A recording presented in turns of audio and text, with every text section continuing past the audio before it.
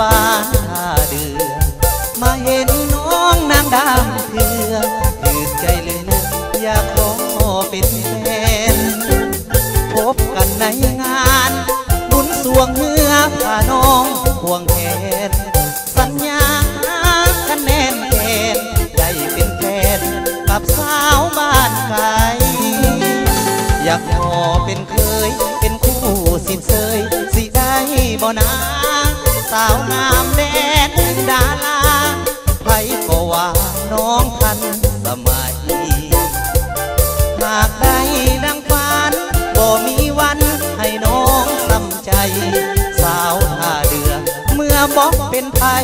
สิพาสามัยเที่ยวบุญธาตุหลวง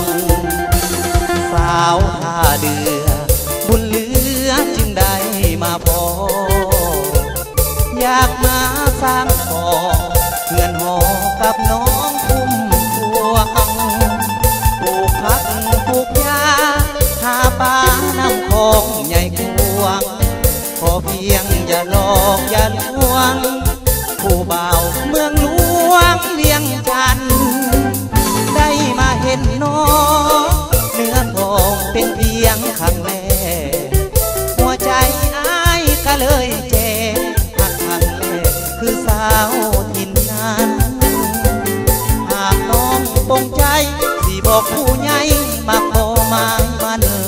เดือน12เฮาแต่งงานกันผู้เบาเวียงจันทน์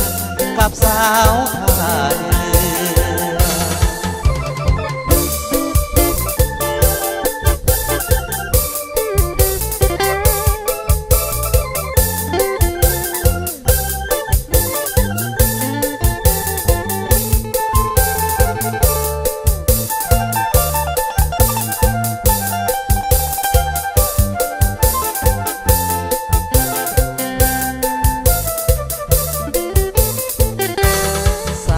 ท่าเรือบุญเหลือจึงได้มาพออยากมาสร้างขอเพื่อนหอกับน้องคุ้มพวงปลูกผักปลูกยาหาปลาน้ำคลองใหญ่กวางขอเพียงอย่าหลอกอย่าลวงผู้บ่าวเมืองหลวงเวียงจันทน์ได้มาเห็นน้องเนื้อทองเป็นเพียงครั้งแรกหัวใจอ้ายก็เลยเจ็บหักครั้งแรกคือสาวถิ่นนั้นหากน้องปงใจสิบอกผู้ใหญ่มาขอหมายมันเดือน12เอาแต่งงานกันผู้เบาเวียงจันทน์กับสาวท่า